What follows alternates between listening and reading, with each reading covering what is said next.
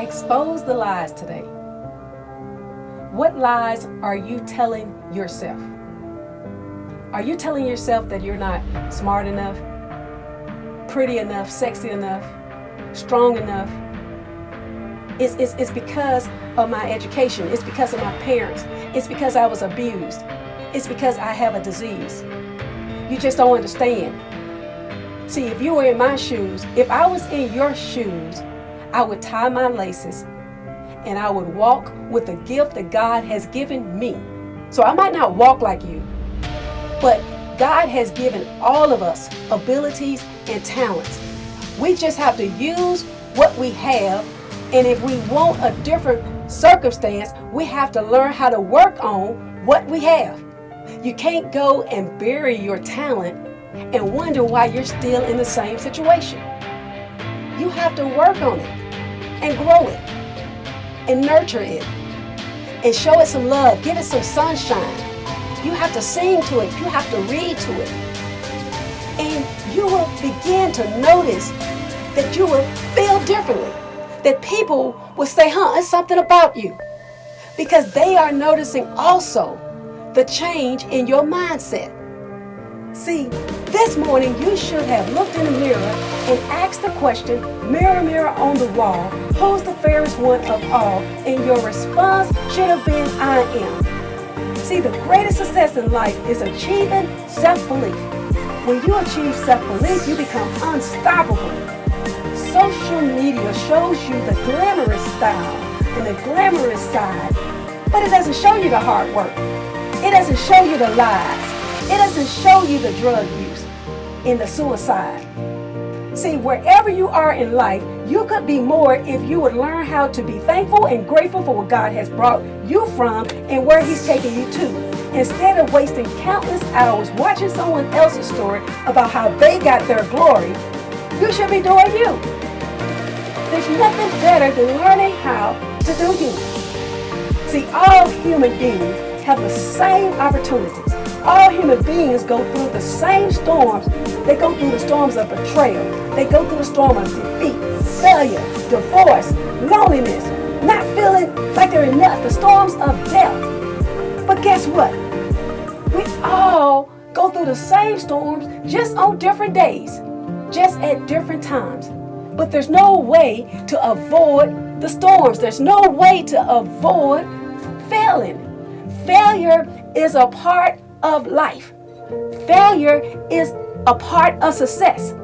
Many people talk about, hey, to be successful, you got to learn how to fail. But hell, you're going to fail even if you don't be successful. Failure is life. It's no way around it. So since you got to fail anyway, how about failing at something that might cause you greatness? Something that might lead to you having more in life. I'm just saying, since you got to fail anyway, why not? See, how many hours will you waste today watching someone else? It's time for you to do you, not tomorrow, not next week, or after I raise my kids. There will never be a perfect time. See, life happens. Life can't tell time. And life storms will always be present. I can hear my mom clearly saying, you are either in a storm, just came out of a storm, or about to go in a storm. She said, you can't avoid the storms of life. You just have to be prepared mentally, physically, emotionally, financially. You have to go through something. While you're in the storm, just continue to pray. Don't stop. Keep going. And you have to realize that if I keep going, on the other side, there's possibility. On the other side, there's opportunity. On the other side is sunlight, daylight, God's goodness, joy. But you gotta keep going. You are enough. You are enough with Christ in your life. All things are possible. Hey, 1998, I remember when I was diagnosed with lupus.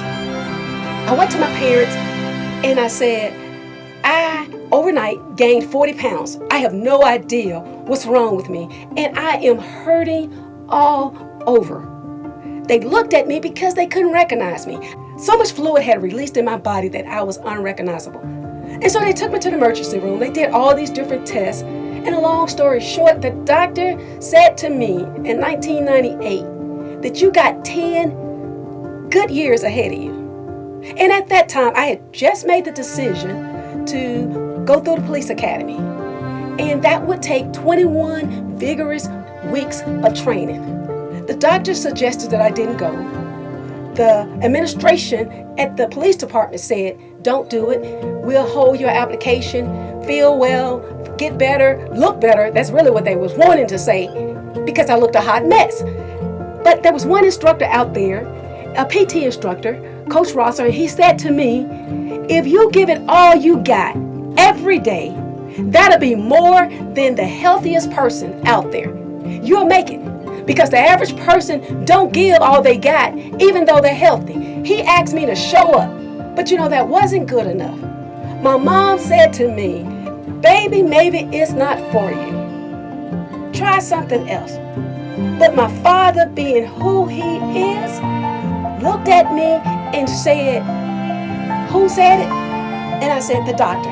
He said, who said it? And I said, the administration. I said, Mama said it too, Dad. And he said, God has the final word. What's for you is for you.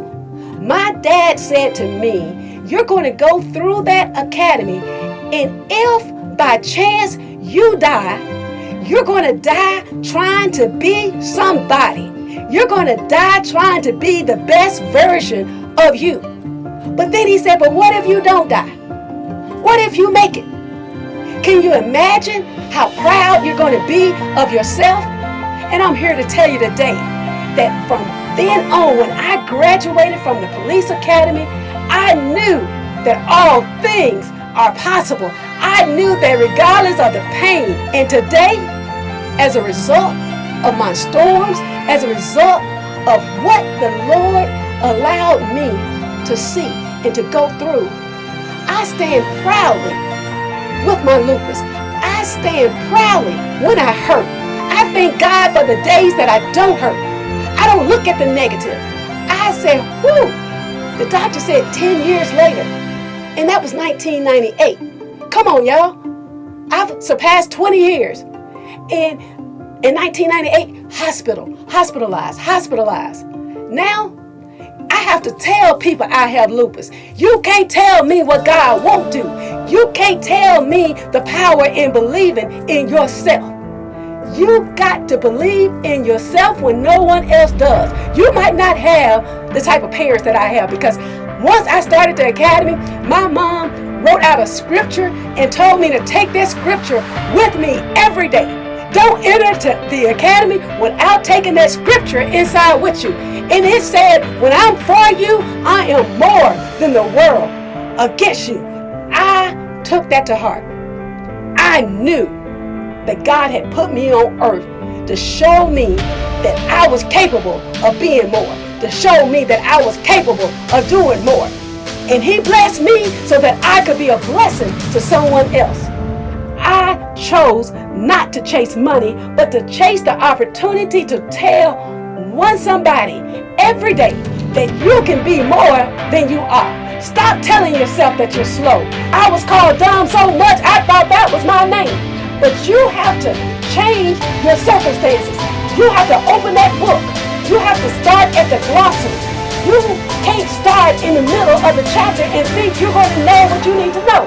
And then you're going to close the book and call yourself dumb. No, stop taking shortcuts. All shortcuts don't lead to the destination you're trying to get to.